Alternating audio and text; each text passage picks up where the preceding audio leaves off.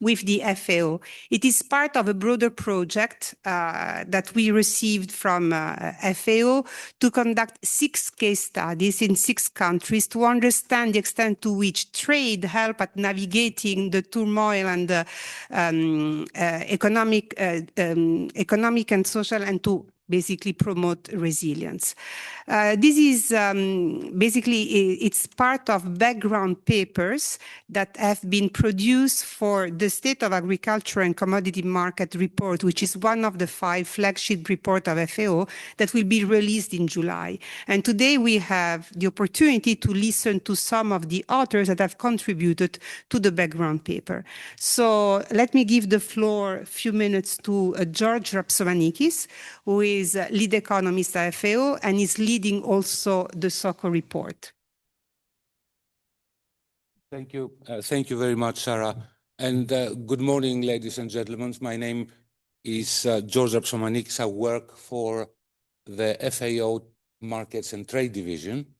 And together with my colleague, Andrea Zimmerman, we are the editors of the State of Agricultural Commodity Markets, one of the 5 flagships of the Food and Agriculture Organization, where we relay the messages to the rest of the world on food security. This particular edition, the 2026 edition, is focused on trade and resilience. We live in an increasingly uncertain world. We have climate change that increases the frequency and the intensity of weather extremes.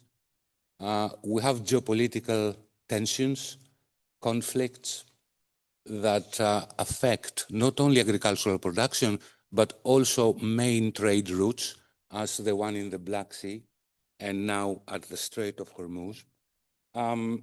We have trade tensions, trade wars, pandemics that also disrupt trade, financial crisis and macroeconomic downturns. All these affect the global market. And we want to have resilient global food markets.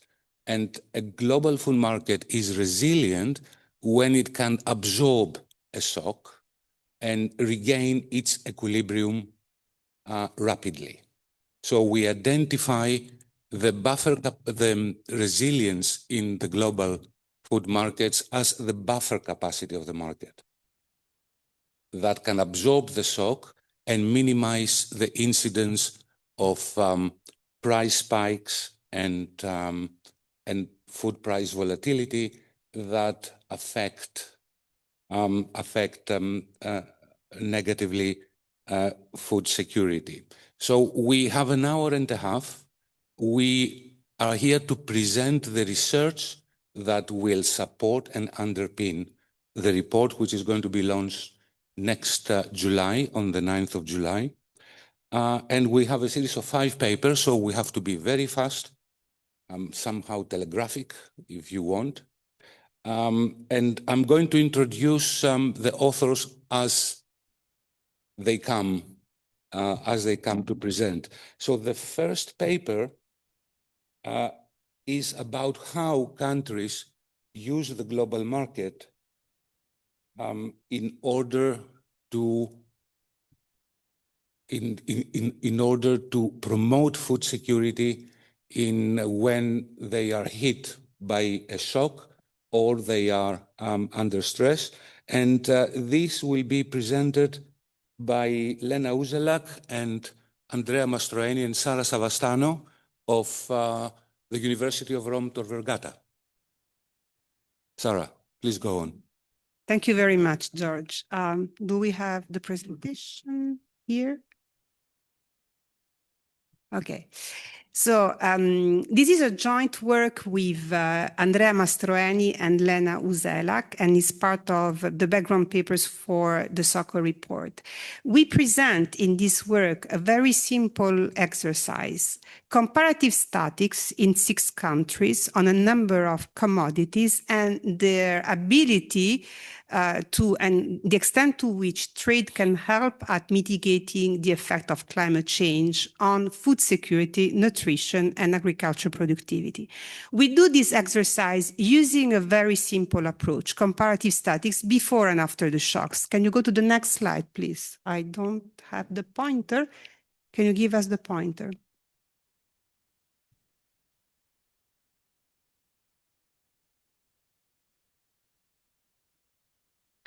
Yes, so this is what we do. The world is facing accelerating shocks, climate change, and this has implication on countries with unequal burden, where developing countries are those who are hit the most.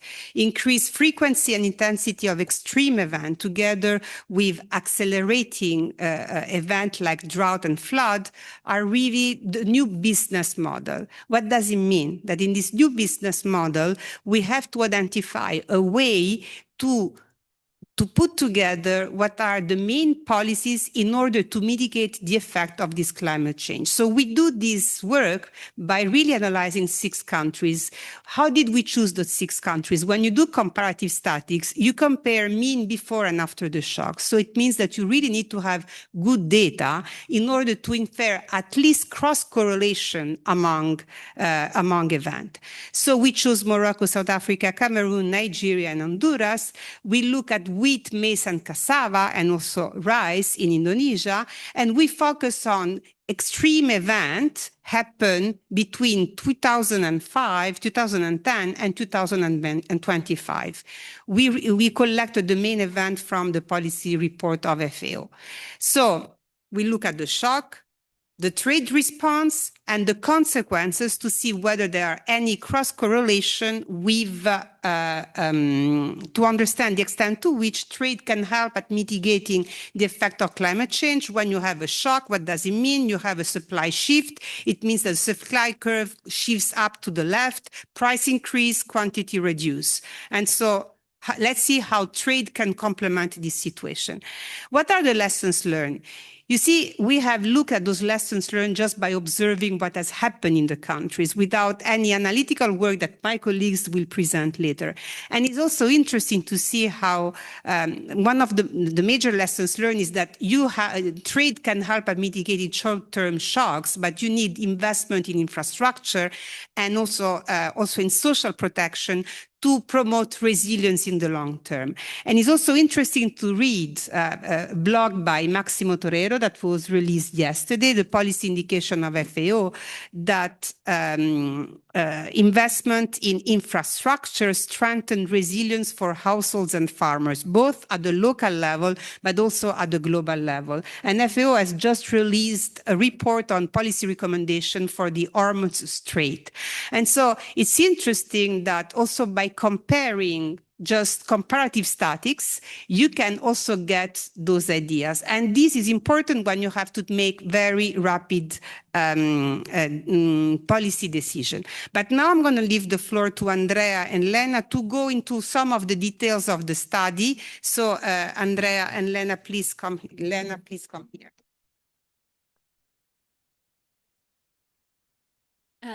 Thank you, Sarah, for the introduction. So I will start with showing you the case studies. So the first country that we did is Morocco. And for each country, we focused on the major crop that we are going to show now on the slides. And we generated 6 graphs like this for each of the countries.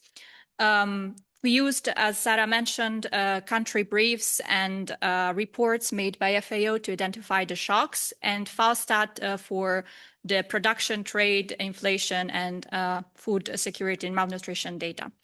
So on the first graph, you see that at the beginning of each shock, more or less, production of wheat goes down, and it's very volatile over time. At the same time, the trade response to these drops, the imports rise every time the production falls. And on the food price inflation graph, you can see that we do have some kind of jumps, but those jumps are very much contained with respect to 2022, where the jump is so big. And we associated this jump to the Ukraine war situation rather than to the effect of climate shock itself.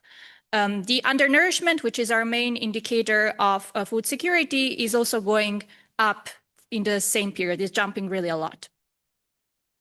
For South Africa, we are showing you maize, and more or less the story is similar as Morocco. Now, the biggest effect we observed during the drought El Niño in 2015, for which we have the response of trade, which is really this big jump in imports of maize that is temporary, as you can see. And again, on the same slide, we see there is some kind of a jump in food price inflation, but again, it's more contained with respect to the other jumps. And on the undernourishment graph, we see that we don't have in this period a significant growth of undernourishment, meaning that trade is doing its job properly for this period. For Cameroon, we are showing you cassava. Cassava was an interesting case, and it's a bit different with respect to other crops because it's very much climate resilient, and we find evidence on this. Every time there is a shock, nothing significantly is happening with the production. At some point, some of the countries were also exporting cassava, but in general, if we look at Cameroon, the undernourishment indicator goes down, and here we don't observe the role of trade because, of course, it's not really needed. Now the next 3 countries are going to be shown by my colleague Andrea.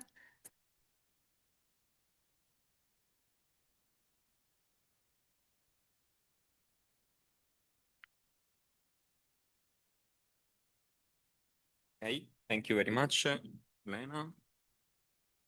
We proceed by looking at Nigeria. So in Nigeria, we see a similar pattern related to cassava, with production steadily increasing throughout the years. However, the case of Nigeria is particularly interesting for the trade policy related to rice. Nigeria was a net importer of rice up until 2012 and 2013. And in particular, by looking at the graph, we can see how imports of rice increase in proximity to the 2 shocks in those years. However, after 2013, the imports of rice start decreasing towards zero as a consequence of a policy launched by the government of Nigeria, an import substitution strategy that went after the name of the Agricultural Transformation Agenda. So basically, the government of Nigeria attempted to become a producer of key staples of the country, including rice. And indeed, looking at the graph of production, there is a very slight increase in production of rice. However, up until now, in the years considered, the effect of the policy has been at best modest, as we can see also by looking at the graph of undernourishment. Indeed, undernourishment, despite these policy efforts, is rising in those years considered. Then we look at the case of Honduras, and in Honduras we can see similar patterns that has been discussed so far. However, Honduras is particularly interesting for, again, what happens to the trade graph. We can see that short-run increases in imports in proximity to each of the different climate shocks affecting the countries in the end result in a long-run increase in the reliance on imports, a long-run increase in the overall import levels in the country. And lastly, we look at the case of Indonesia, where production of rice has been stable throughout the whole years considered, except for, once again, a small dip in proximity to the El Niño shock. However, the policy response of the government of Indonesia was not particularly trade policy in this case, so access to international markets, but instead the policy response in proximity to the different shocks have been mostly domestic. in particular subsidizing rice distribution related to the crop that we are highlighting in this analysis, but in general subsidizing food distribution as a poverty alleviation measure for the people affected by the climate shock. So one pattern that emerges from this analysis is that the impact of climate shock is heterogeneous according to different measures. One measure is the type of the shock. Droughts, at least in the sample of countries analyzed in this analysis, droughts hit harder, while the impact of floods have been more modest, but also heterogeneous in terms of the crops. Rain-fed cereals suffer most as a consequence of drought, while cassava is particularly climate resilient to the impact of droughts. And there is also heterogeneity in terms of the policies that countries have implemented. Indeed, in South Africa, before Elena was showing that there is the clearest example of a very short-run increase in imports, and then imports coming back to pre-shock levels, while in Morocco, and in particular in Honduras, we have seen a clearest example of a long-run increase in the reliance on imports. Then also there is a second lesson that emerges is that short-run policies on trade and the domestic market must be complemented by long-run policies. Short-run policies in trade are, for example, lowering imports tariff or increasing imports or restricting or banning altogether exports, while long-run policies can be investment in climate-resilient infrastructure and in general in climate-resilience agriculture and agricultural productivity to increase production. Now for the short conclusions, again, to recap what we've seen so far, a first lesson that emerges is that there is heterogeneity in terms of shock type and crop characteristics. A second lesson that we have seen is that the short-run buffer mechanism of trade can, in the long run, result in an increase in import reliance. And the third lesson that emerges from this analysis is that these short-run measures must be, for stabilization of the crisis, must be accompanied with structural long-run investments. Thank you very much. This is the end of the presentation. Thank you very much, Andrea, Elena, and Sarah. We're very happy in FAO to work with Tor Vergata on our research. As you saw from the case of Morocco, not all countries have the natural resources, the land, the water, and the technology to produce sufficient and diverse food to feed their population. That's why the global food market is important as a source of food. And going on assessing the resilience, Stefano Schiavo from the University of Trento is going to show us two very interesting scenarios of shocks that affect the global food market, the global markets of wheat, maize, and rice.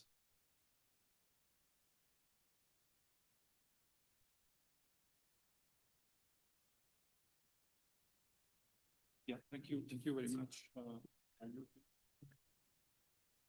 Okay, yeah, thank you very much, George, and for the invitation. Thank you, Sarah. It's a pleasure to be here. Let me just time myself so that in the interest of everybody, I don't overtalk. This is part of also of work done for the 2026 SOCO. Is also part of a broader project run together with other colleagues, and because they are not here, I think they should be held responsible for all the mistakes I will I will make. But I will surely not have the time to go into a lot of detail. So let me just keep this short and sweet. So the context is a context of globalization of agriculture in the last 30, 40 years. Trade in agriculture has grown faster than trade in merchandise goods, and now around 25% of global agricultural production is exported somewhere. We have also observed an increasing integration of low and middle income countries into world food trade, and this generates questions on the relationship between trade and food security. On the one hand, of course, trade guarantees multiple sources, and so the ability to diversify, and also the ability to decouple food availability from the availability of natural resources, from local natural resources, so it can diffuse a little bit of pressure on environmental, a little bit of environmental pressure as well. But on the other hand, it exposes countries to shocks that may originate very far away from where they are and on which they have basically no control at all. And of course, there are many, many examples, unfortunately, also in recent times. So what we do is try to use a simulation based on network analysis, basically a simple model of shock diffusion along the trade network to map a little bit, to understand the mechanics of this transmission mechanism. And we especially look at two scenarios based basically on climate-related shocks. And then we also compare policy responses, and so how a more cooperative or less cooperative attitude by countries would then impact both individual countries and the global system as a whole. So as said, we use a simple diffusion model to map the transmission of shocks. We focus on three main staples: corn, rice, and wheat, which make up basically more than 50% of global caloric intake. And we focus on two different scenarios, one hitting a single producer, the US, which is basically a replica of an historic event, the so-called Dust Bowl of the 1930s. And then we also look at a different scenario where there are multiple points of failure simultaneously taking place. So what I'm going to do is to go very fast on the model setup, show a little bit of the possible extension, and then a very broad overview of results. In gray, there are things that there is no way I will be able to speak about the nutritional impact and the validation of the model, but just to show that we also did that to some extent. But for that, you will have to believe me. So basically, we have two scenarios. So the setup is that we have two scenarios. Each scenario postulates a shock to agricultural production in either one or multiple countries. Then this generates an increase in global prices that we assume to be the same for every country. Then each country, depending on basically country and crop specific elasticities, would react by reducing their imports, so that their demand, because prices go up, demand goes down a little bit, but because we focus on short-term reaction, this is not going to change demand very much. There is a limited scope for substitution, for compressing demand. Then countries, basically, if they still cannot have the same amount of food available compared to the pre-shock level, they react by reducing their export. So they try to compensate and to protect their domestic customers, the people, by reducing the amount that they export to other countries. And so this basically triggers a sort of a ripple effect and then goes on and circulates along the network. From the second, let's say, step, so for countries that are not directly hit by the shock and see simply a reduction in their import capacity, they would react both by tapping on the reserve stocks that they might have.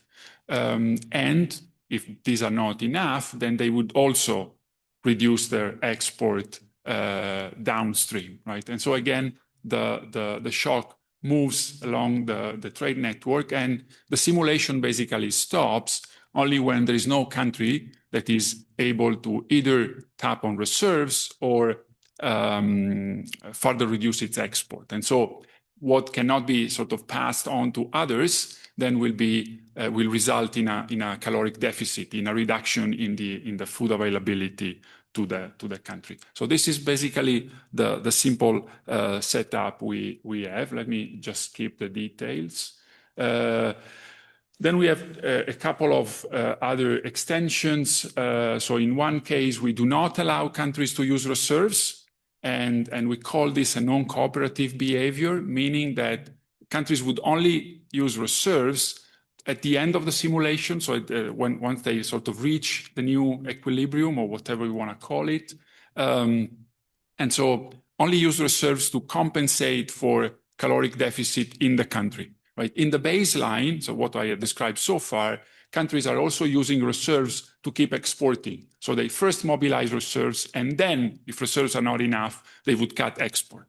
In the non-cooperative setup, they simply cut export to start with, and then in the end, if they end up with a caloric deficit, then they decide to use reserves, right? So there's a different, if you want, timing, but the idea is that reserves are not used to keep exporting. And then we further try to complicate matters by imposing that the biggest exporters, so the 10 biggest exporters for each crop that are not directly hit by the climate shock, by the production shock, would decide to cap their export to 75% of the pre-shock. So it's a further, let's say, non-cooperative, further step in this non-cooperation framework. And then we basically compare the results in the system. And this is what I'm going to do in the last 2 minutes.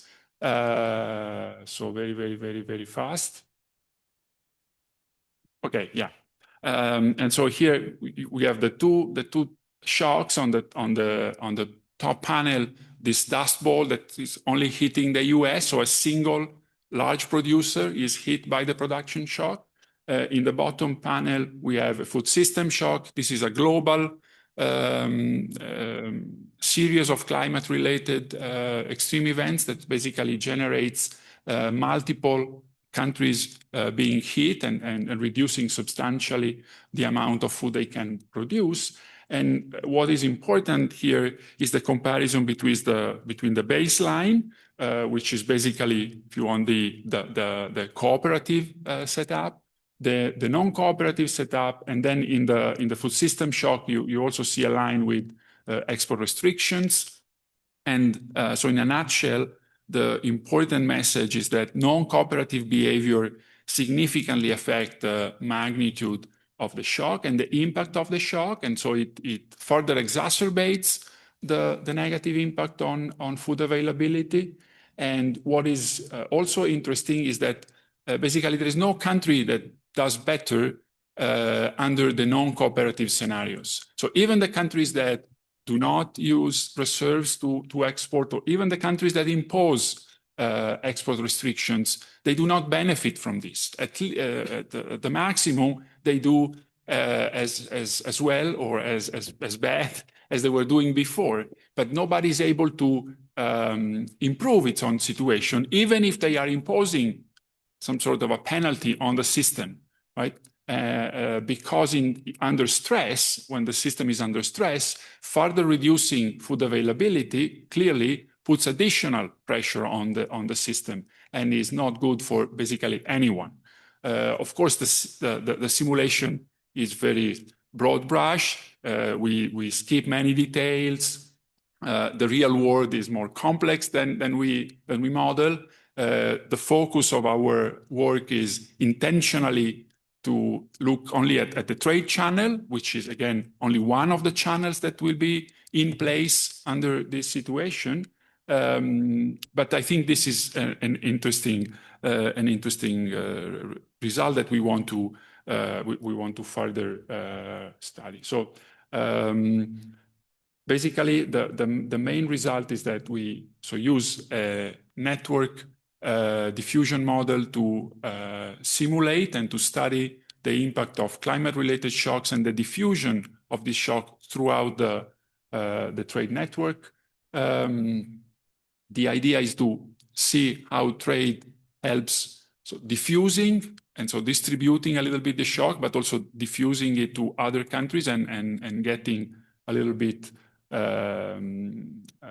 getting rid, if you want, a little bit of the shock through the diversification effect. But also on the other hand, how then countries that have nothing to do with the climate shock to start with might be hit by a shock through international trade. An important result that I didn't show is that the amount of the caloric deficit faced by country doesn't really depend on the amount of imports, but once we control for import concentration, the amount of import per se basically is not significantly related to the final deficit for each country. And so the countries that are mostly hit are countries that import a lot, but import a lot basically from one or very few sources. So they are import dependent and have a very concentrated trade profile. So the combination of these two seems to be particularly important, whereas each of these elements taken in isolation is not significantly related with the results.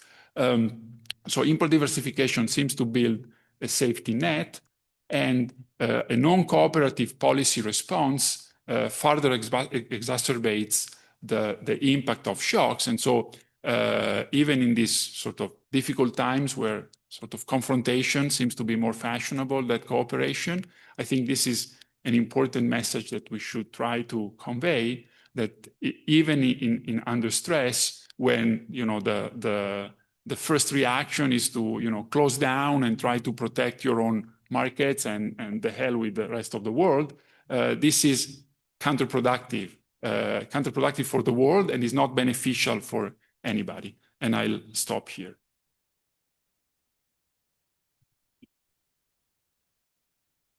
Thank you very much, Stefano. For us, there are two important lessons here. It is the scale of the compound effect of multiple shocks.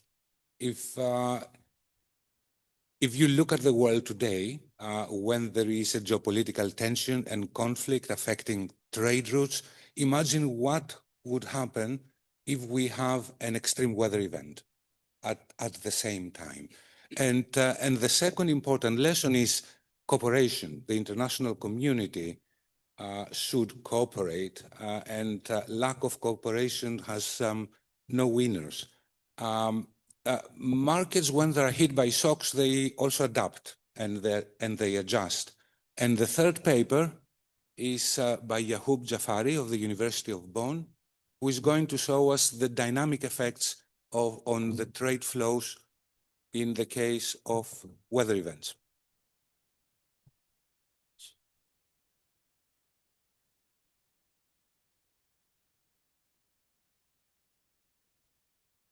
Each and every one of us has experienced going to supermarkets and then see diversity of food in any quantity that we want, but sometimes also we say, okay, I can't find the diversity that I want, or I can't find that amount of quantity, or sometimes the prices are bigger than what we expect. So what is behind this? Partly, a big part is international trade. So here, what we are doing here is to look at how international trade system, our international trade system, is resilient against shocks, and specifically about weather shocks. I am trying to share our results in a study that is co-authored with my colleague Thomas Eklai and has been supported by FAO.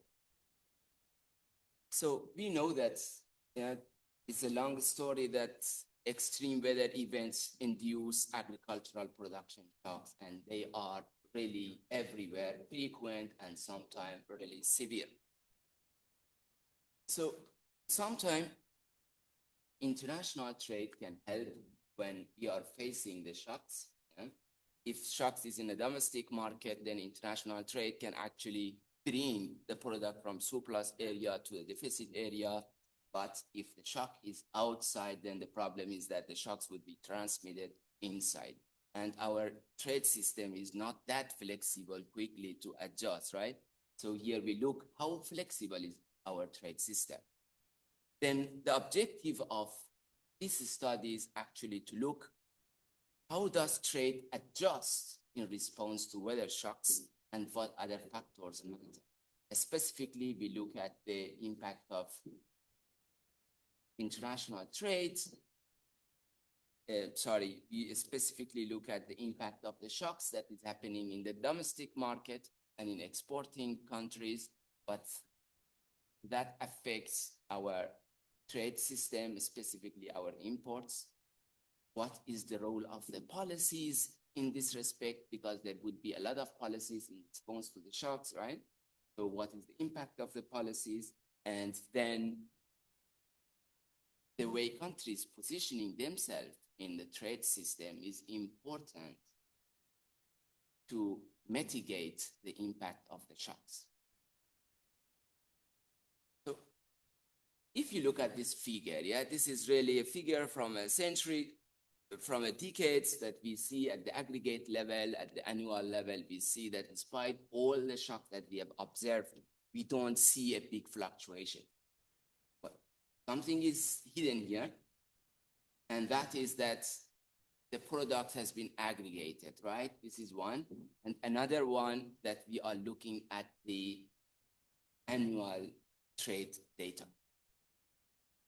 So the problem here is that most of the shock that we might face, yeah, might come from specific commodities or might be few months and then the shock is not there anymore, yeah? So we feel the shock, but we don't see it in the statistics often. So this is the novelty of this study, that then we try to actually look at the impact of the shocks on specific commodities here, maize, cereal, maize, rice, and wheat. And we look at the monthly information, yeah? So here is, if you look at the data, you see how it differs, yeah? This is, okay, partly related to the growing seasons of the crop and partly related to the shocks that sometimes we observe. I skipped this stuff, so you are all experts. I'm sure that you don't need the theory here, yeah? I go actually to this part because I see a lot of young, fresh faces that they should see also something that they have seen in their econometric courses, yeah? So the way we analyze the impact of the shocks, yeah, we are actually look at the shocks that is happening at the domestic market and the shocks that are happening in the exporting markets. And then we differentiate between different types of shocks. We call it wet shocks and dry shocks, yeah? Dry shocks means that actually the water balance is lower than normal, yeah? And the wet shocks mean the water balance in the atmosphere is above that for each crop. And we look at the shocks for each individual crops separately. We also look at the policy variables here. We construct a policy variables on each bilateral trade link. And also then, okay, we control for whatever factors that you might yet think, now things that are important that has not been seen here, but we control it through fixed effect. And this model is called gravity model, yeah? And we also then look at, by interacting the shocks with the network connectivity, to see actually how important is the connectivity of those exporting countries from which we are importing from, yeah? Basically, this connectivity means the number of the trade link of our exporting partners. So I skip actually how the data is constructed, yeah, but feel free to reach out if you wanted to know more about our study. I go to directly actually to the result. So here what we observe when considering the shocks that can happen in the importing countries and in the exporting countries, we found that the shocks that are happening in exporting countries have a significant, important effect on the import of the nations. Basically, it's when the shock is happening in an exporting country, it reduces the imports, but then in few months, 2 or 3 months maximum, then it's rebound back. Yeah.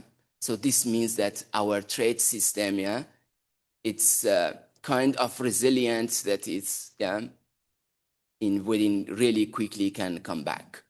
The other lesson that here we learn is when we comparing wet and dry shocks, normally the dry shocks have a more severe impact than the wet shocks.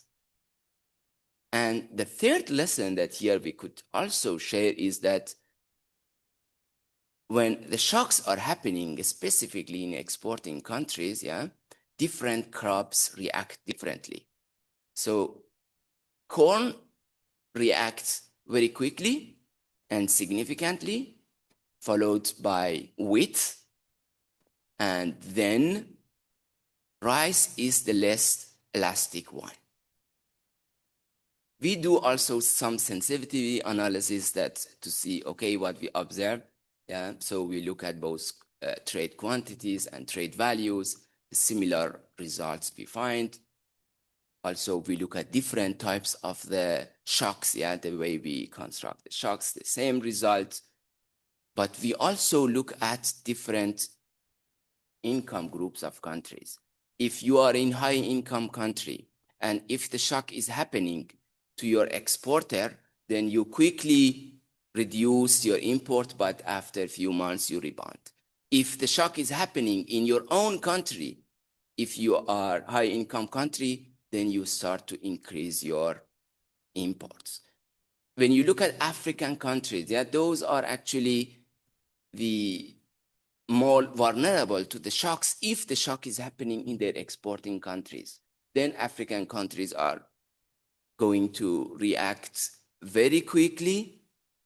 So there would be really lack of import to those countries.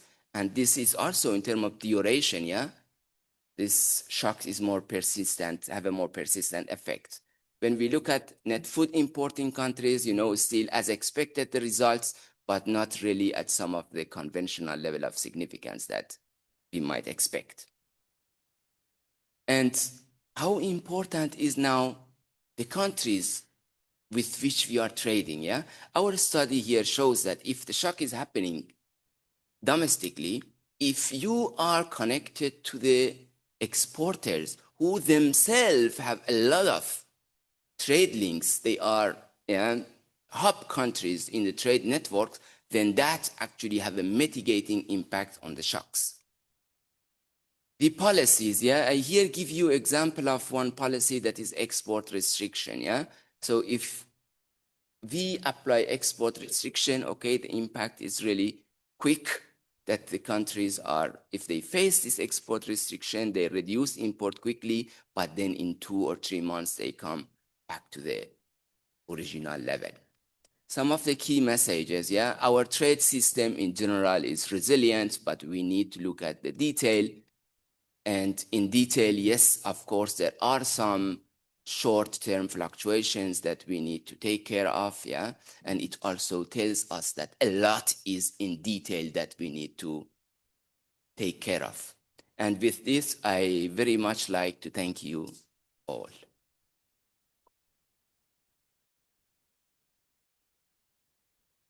Thank you. Thank you very much, Yahub. Markets adjust, but the shocks generate huge price effects to let them adjust.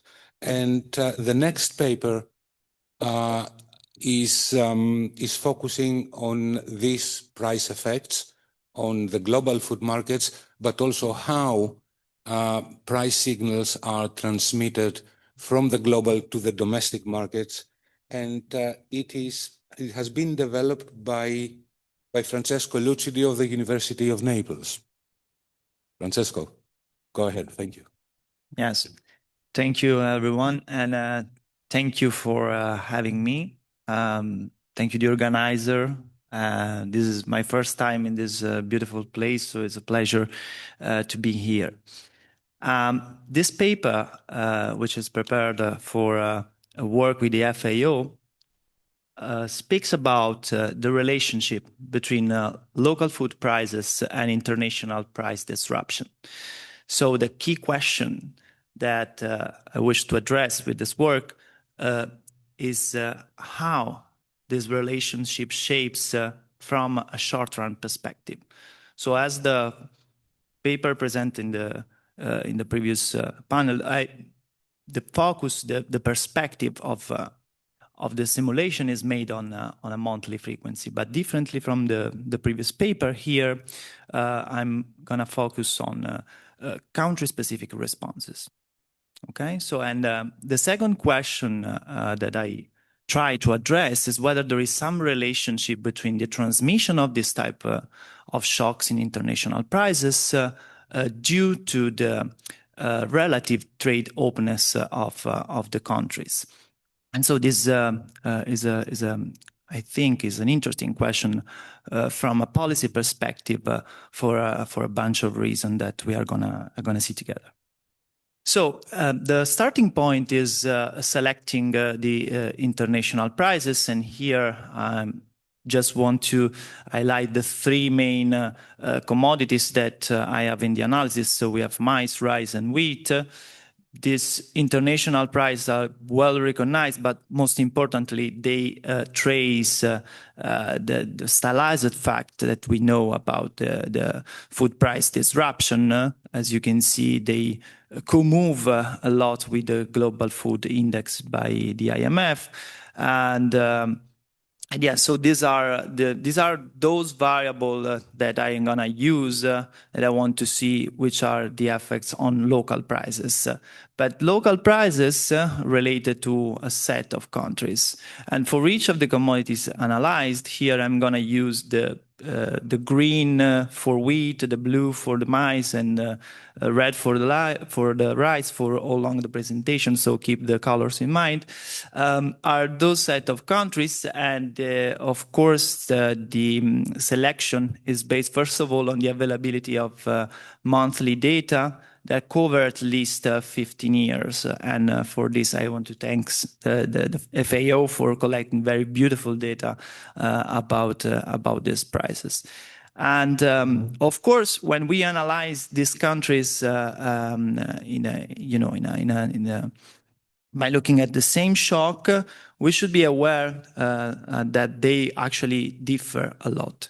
And they differ in terms of consumption expenditure for food, but most importantly for the relative commodity expenditure share on total expenditure. So when we are going to see the effects of a shock to rice, for instance, in Laos, where rice accounts for 22% of the total expenditure for the average households, that's going to be quite different with respect to a shock to maize price in Peru, right? Where this share is just 2%.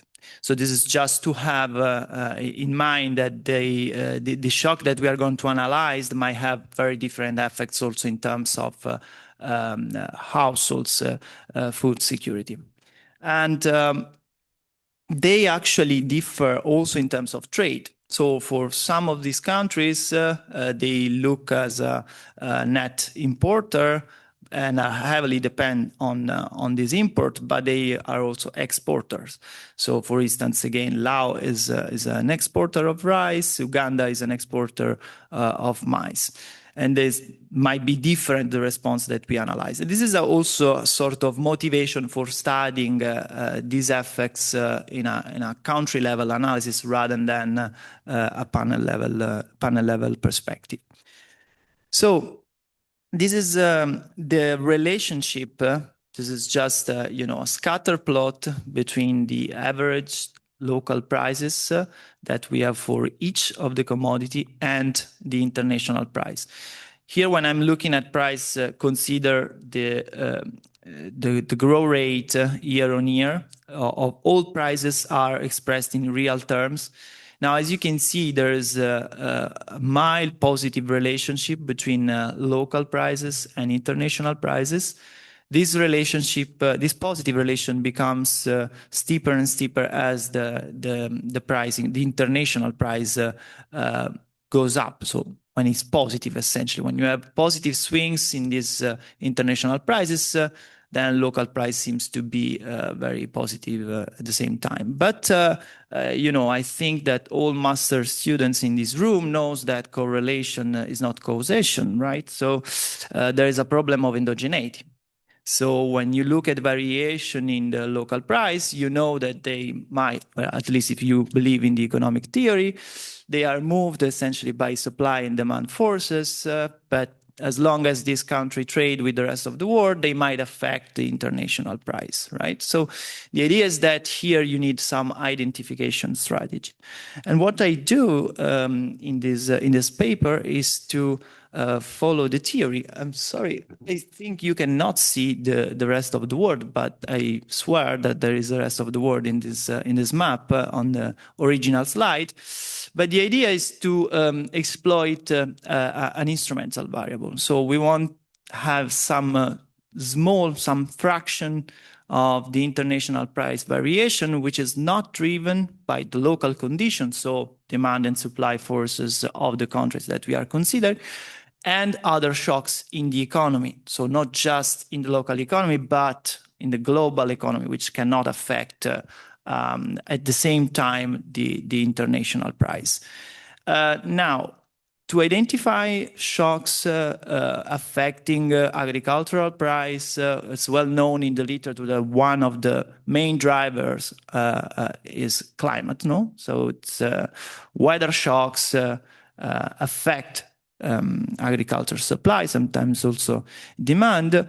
But the idea here is that we can exploit some agri-weighted weather shock by considering all the world, excluding the country and the sub-area of the countries that we are considering. Now it shows up.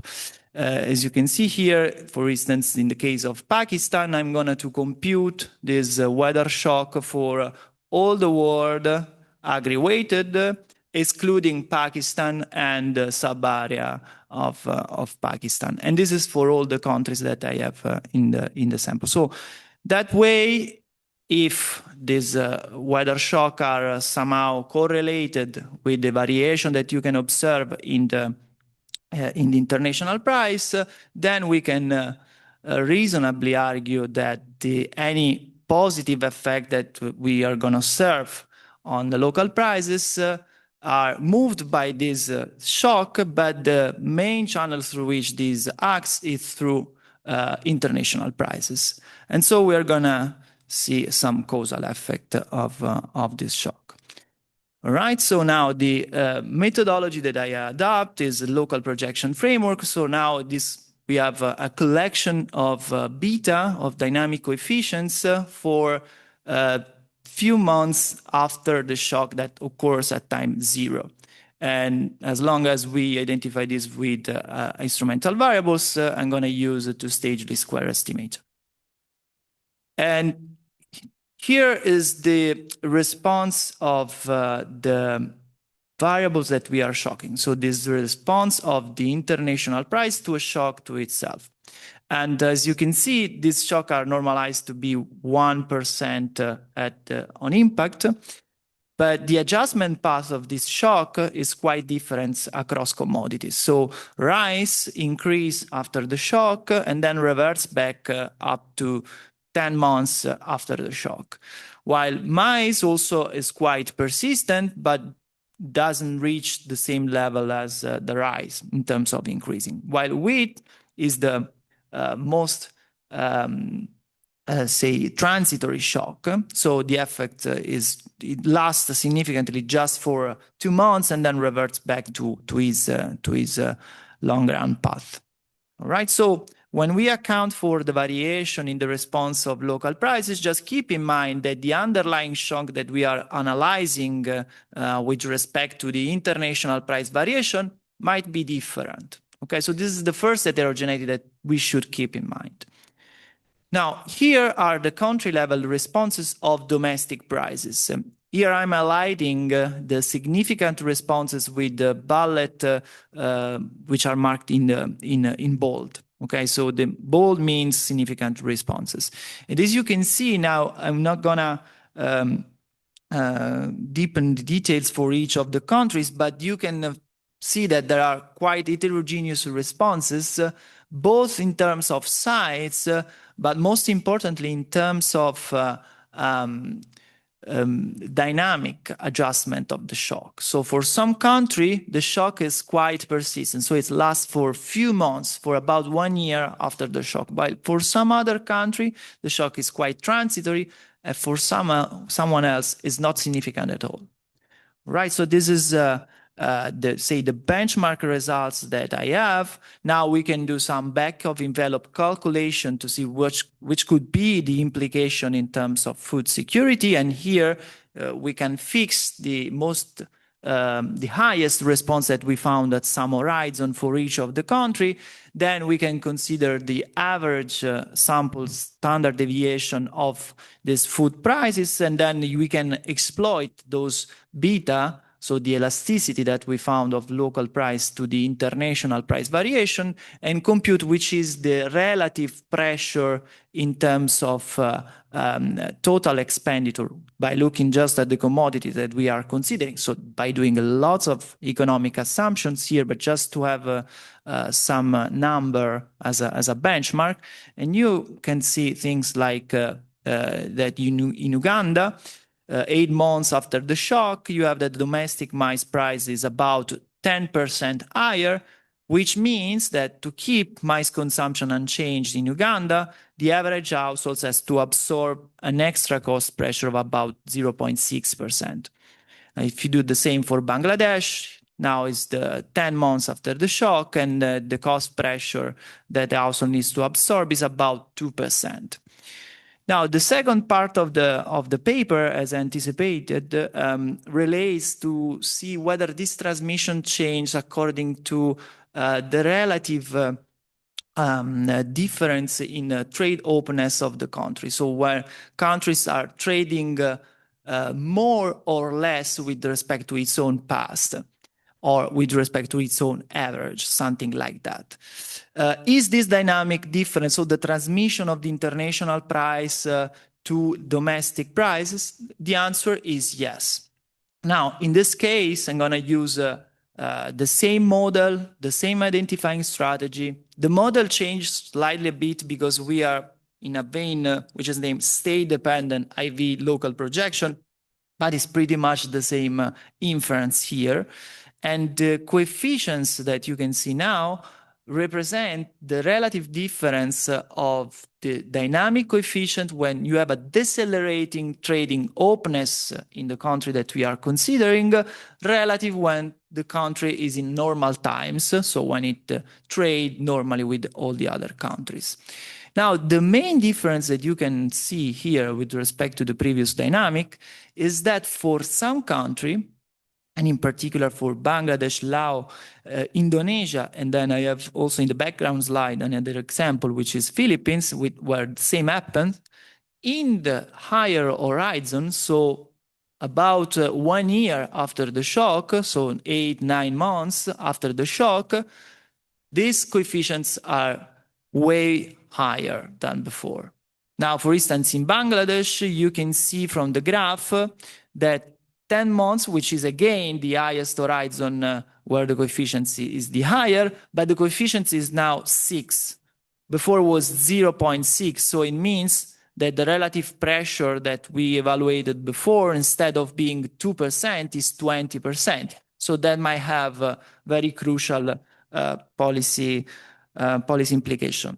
Now, I'm a bit out of time, but I wish to present, rather than wrap up all the results that I hope to quite clear so far, but I want to present something different which connects with this response, because we found that most of these countries where we observe this increase in this relative beta after the shock are those countries which are more active in terms of trading policy, and especially with export policy. So this is something that is very preliminary. These are all background slides, so never mind. And here, okay. This is a work in progress that I have. And the idea is to exploit this database of the FAO, plenty of export policy. So I made some strategy by using a large language model. And I use large language model so to classify those policies and build a sort of synthetic variable which would give me some policy variable, some policy dummy saying essentially whether the country is about to run an export policy, a tightening in the export policy or not. Okay, now there are lots of the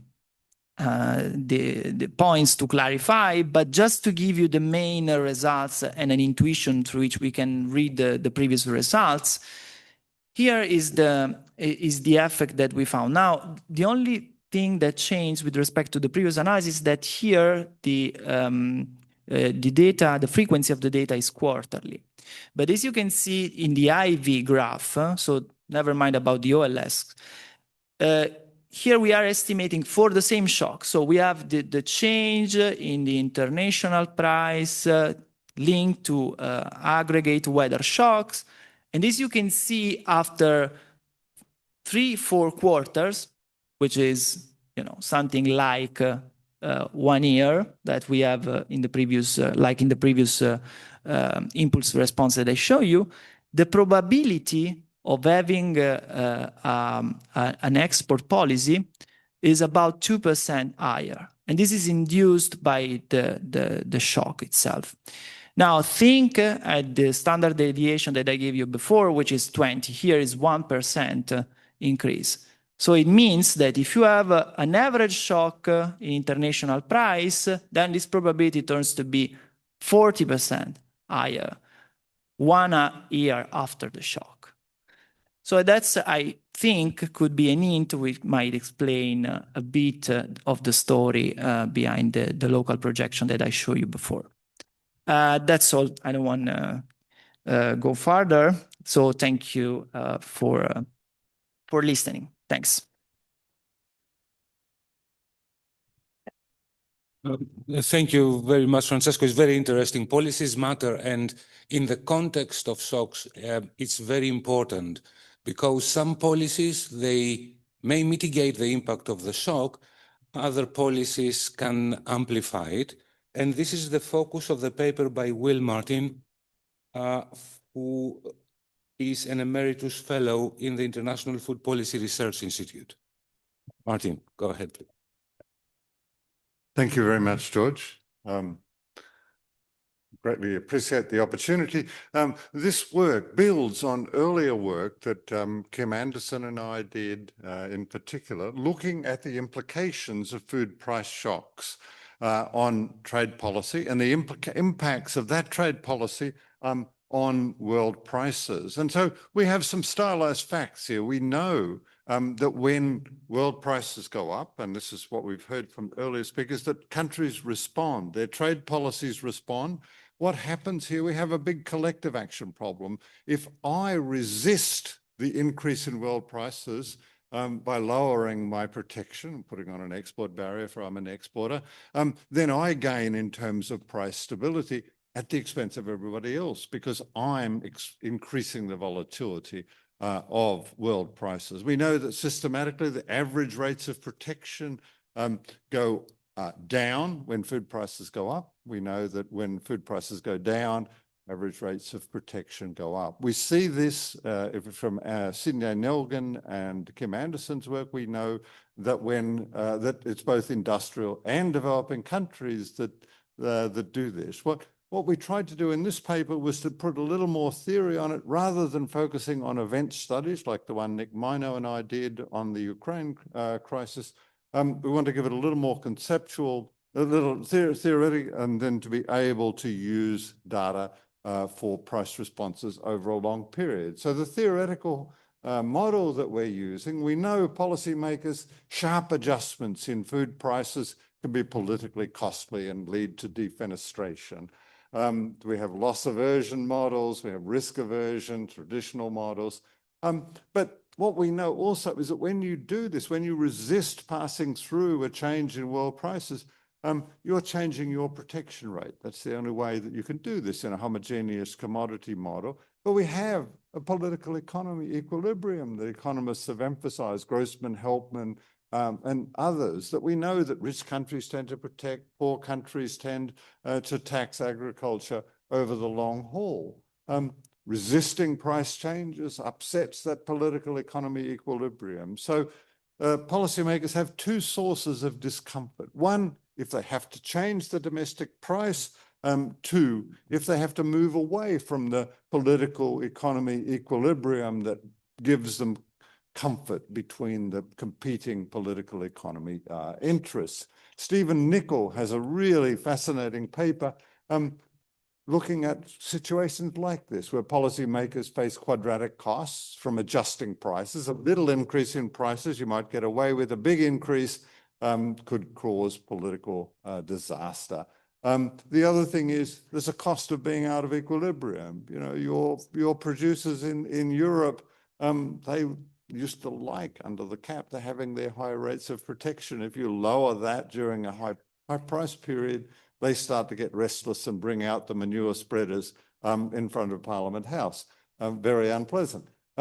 So for this modeling situation, what we see, Nicol develops a cost function, a political economy cost function, and then derives an error correction model as a way of representing this behavior. The change in the domestic price is some fraction of the change in the world price, plus an error correction term. How far was your domestic price away from the desired domestic price, the political economy equilibrium price? And as well as that, there's an error term here. Policymakers end up with errors. You put on an export ban, for instance, you get a shock to your domestic harvest, you get a shock to your domestic price. That wasn't the goal at all. You were trying to stabilize the domestic price. The error correction model, if you've got domestic and world prices here, it's both a price transmission model and it's a policy model. If you just simply rearrange the terms, you see that the left-hand side can be written as a change in the tariff rate. Here we're using the log of the domestic price minus the log of the world price as a measure of protection rates.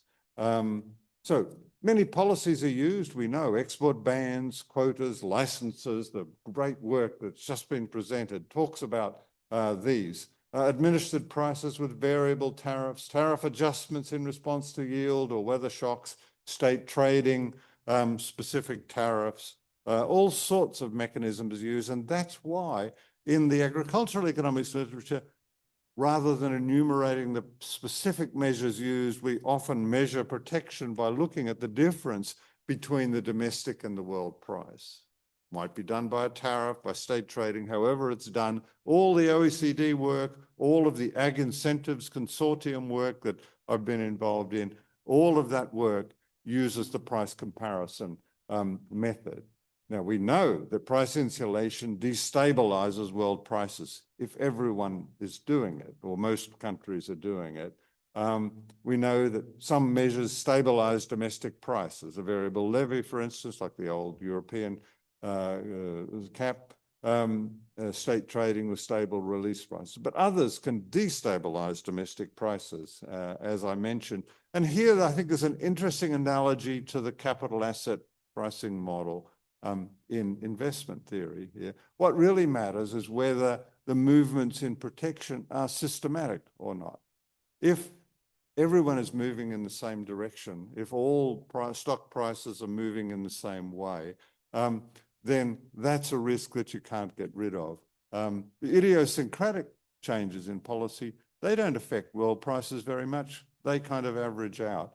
The systematic ones are the ones that really matter for magnifying the impact of shocks on world prices. But this distinction between the systematic price response to changes in world prices and the idiosyncratic one gives us a variance of domestic prices that we can add up. There's the variance of the systematic part of the change in world prices and the variance of the idiosyncratic part. So the data and estimation, what we use is data for rice and wheat prices. These have been collected in order to measure protection. So they're put at the same point in the marketing chain. You might have a domestic price just inside the border, an external price just outside the border. The only difference is the duty perhaps that's paid to the customs authority or the quota rents associated with a quota regime. We use annual data. The analysts are choosing comparable commodities. We know the products that are produced by different countries differ. Paul Armington pointed this out a long time ago. But for this literature, the essence is to capture commodities that are the same. You adjust for transport and marketing costs. So the differences between a domestic price and an external reference price are solely due to trade policy. Now, as I mentioned at the beginning, what we know when we look at these price series is that average rates of protection vary inversely with the world price. So if you look at the world price there, the blue line, when it's low, protection is high. These are simple averages, but we see a similar thing for weighted averages. The mirror image here, it's a little deceptive. The scale is different. The protection varies over a smaller range. It's about a half as much. Half compensates for only half of the change in world prices. Similar sort of story for wheat. Remarkably consistent. A couple of funny things there at the end of the rice price series because we have incomplete coverage, differences in coverage. But what we expected was a lot of smoothing. You know, we expected something like this, the case of India wheat, where you see the external reference price is highly variable and the domestic price varies a whole lot less. But in fact, what we often see is much greater volatility in the domestic price, despite all the attempts to stabilize, than we see in the world market price. So this is protection not operating efficiently to smooth. This is the idiosyncratic shocks are large. And this is often the case in rich countries. Look at Korea rice. The approach we use to estimate this model, we use the Dickey-Fuller tests. We know that we have integrated series. We use co-integration tests. We use Gregory-Hansen tests. We end up using nonlinear least squares to estimate individual parameters for each country because we know there's not much advantage in pooling when the coefficients are so heterogeneous. For those who want them, who have all the statistical test results, they're in the paper. The paper's just come out in Agricultural Economics, the journal. The estimation approach, we use nonlinear least squares. There's a very important paper by Brett Ender that points out that it's better than most alternatives. It's actually very robust to the endogeneity problem, which is very reassuring for us because just like Francesco, we worried a lot about that endogeneity problem. Our results, here are loads of coefficients, but the adjustment, what we see is that in some countries, especially the rich exporting countries, there's a lot of price transmission. The farmers won't stand for being robbed of an increase in prices. So you see that in the United States, Australia, and so on. In some poorer countries and some countries where price volatility is very sensitive, like Japan and Korea, you see very little price transmission, almost none in the case of rice into Korea. If we just look at these coefficients, this is the short run price transmission coefficients. They vary enormously across countries, from very high in some countries, say it's in New Zealand and Russia. Russia, interestingly, a lot of price transmission over the period of the data. And then we see India, Pakistan, Turkey, very, very low elasticities of price transmission for wheat. What does all this mean? Well, we look at the weighted average price transmission elasticity. It's about a half for rice. If your demand curve is much less elastic, then the shocks to world prices that you get from output shocks or international tensions and so on are going to be magnified. They're going to be, the shocks are going to be more or less double, and that's we get a similar result for rice and for wheat. That gives us a price magnification factor of 2. What that means is the volatility of world prices is multiplied by 4. So we get massive increases in the volatility of world prices. So when we come back to that decomposition of domestic prices and world prices, so the world price, each country has a different external price, so we take that volatility and we normalize that to 1. So what about the systematic component of the price changes? Remember, they're only passing through part of the shock. So we see the volatility, the systematic component of price volatility is much lower.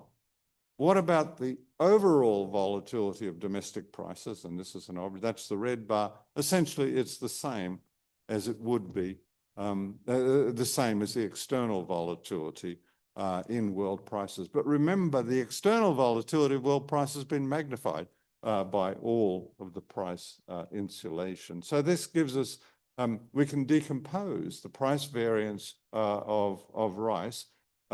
The external volatility that we observe is 1. We've normalized it to 1.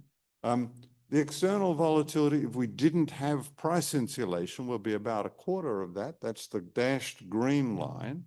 And then when we look at individual countries, we see many cases where the domestic price volatility is vastly higher than the external volatility. And there are almost no cases where the domestic price volatility is as low as world price volatility would be in the absence of all this intervention. Very similar story there for wheat. Only Japan manages to stabilize domestic prices below the volatility that they would be in the absence of insulation. So policy implications, Mr. Chair, I've almost finished. Systematic policy responses are often effective in reducing price volatility of individual countries, but they're collectively ineffective because they raise the volatility of world prices. In the absence of idiosyncratic policy volatility, we'd be looking at a zero-sum game where some countries gain by restricting the volatility of their prices, and they push all of that volatility onto other countries. And sometimes, as in the case of the old cap, this was rich countries pushing volatility onto, on average, much poorer countries. So it's a collective action problem. Idiosyncratic policy shocks, though, such as those from the use of QRs, turn the policy game from zero-sum to very sharply negative sum. Hardly any countries manage to get their volatility, Japan and wheat being one case, lower than the volatility that would prevail in the absence of all of this intervention. So we get a policy, since this is a negative sum game, individual countries benefit from reforming their own policies. And that's a path, policy reform to reduce the degree of insulation is a path that could help those countries and may help smooth the path towards greater international cooperation. So that's an important message. Just to summarize and conclude, trade policies for food staples, wheat and rice, respond strongly to changes in world prices. Their correction model helps us incorporate both sorts of policy influence, both the systematic part, smoothing part, the expense of other countries, and the idiosyncratic part that damages the country itself. Only around half of world price changes are passed through on average, and that quadruples the cost of volatility in world prices. The idiosyncratic policy volatility or inefficiency of these policies varies enormously between countries. As I mentioned, the paper's now out in agricultural economics. We hope you'll read it, enjoy it, and if you don't like it, please tell me. Thank you very much. Thank you very much, Will. I'm told we have very few minutes before we wrap up. I think coffee is in 4 minutes ready. Okay, we can take a couple of questions. Professor Scandicio, please.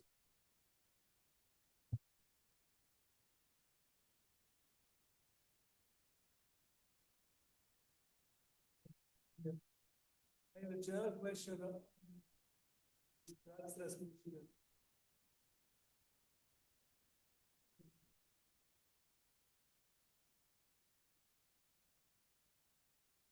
Essentially, the price pass-through depends, of course, also on the rate of protection and on other variables. But one key variable should be the production in that particular year or that particular country, that is the yield, because there is a negative correlation between domestic price and yield, which means that when we consider this price transmission problem, we should differentiate between consumer prices, which are reasonably separable from the level of consumption, and producer price, which are not.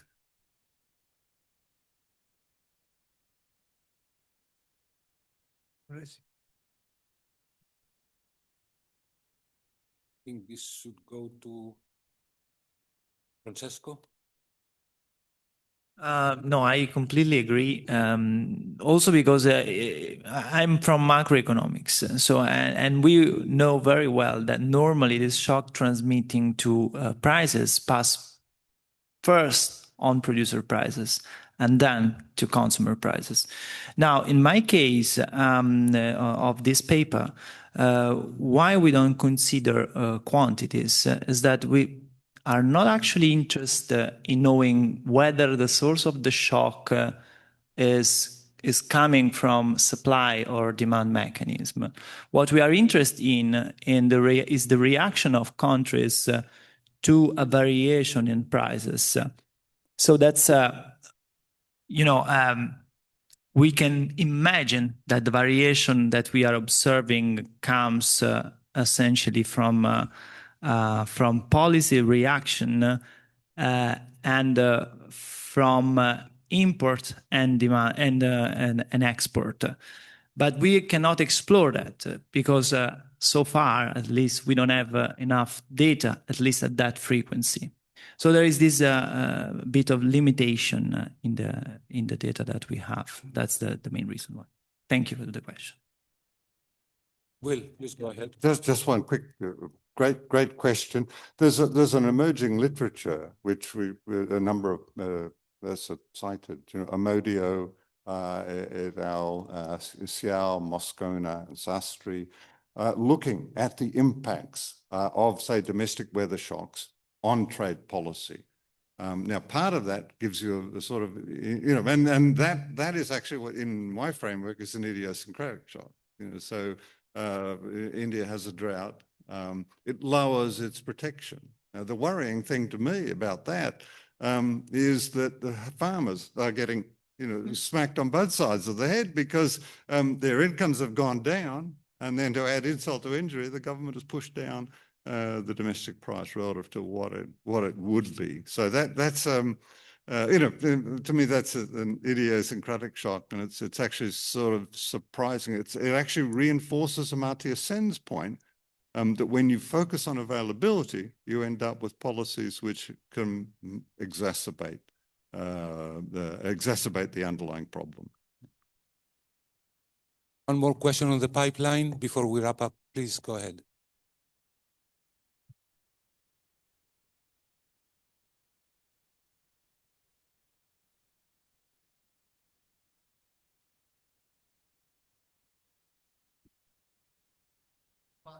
think that the important part of the story because of its anticipatory effects. So most of the effects are already anticipated by the economy, the food systems before the shocks happen. And so I would like to know what do you think about these, and also in this perspective, this could act as an important omitted variable bias. Also, it also depends, of course, from different risk preferences, but also misperception about risks. So I think it's useful to discuss a little bit about that. Thank you very much. That's a question. So, yes, that's what's happening when the shock is happening, weather shock is happening, it affects the way the crop is grown, yeah? So those players on the supply chain would not wait until the impacts on yield get manifested in 5-6 months. So for this reason, when we do analysis, actually we use kind of up to 6 lags. Yeah, once the shock is happening, then watch out until 6 months what's happening on that. And in this way, we try to reflect on actually what's now you're raising. Yeah. Thank you. I think we have to wrap up now. But the panelists and all of us will be available if you want to discuss the papers over coffee. Thank you very much for attending this session, and many thanks to the organizers for hosting the FAO here. Thank you.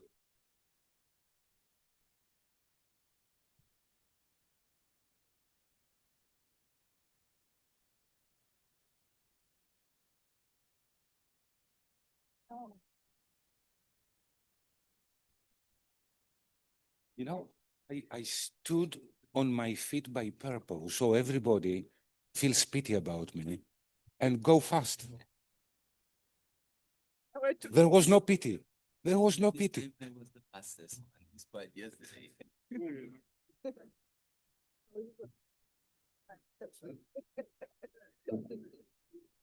Francesco, sorry. Sarah was getting very nervous. Because the president of the other association. Yeah. Dres was here, no? Huh? Dres. Yeah. Bloody hell.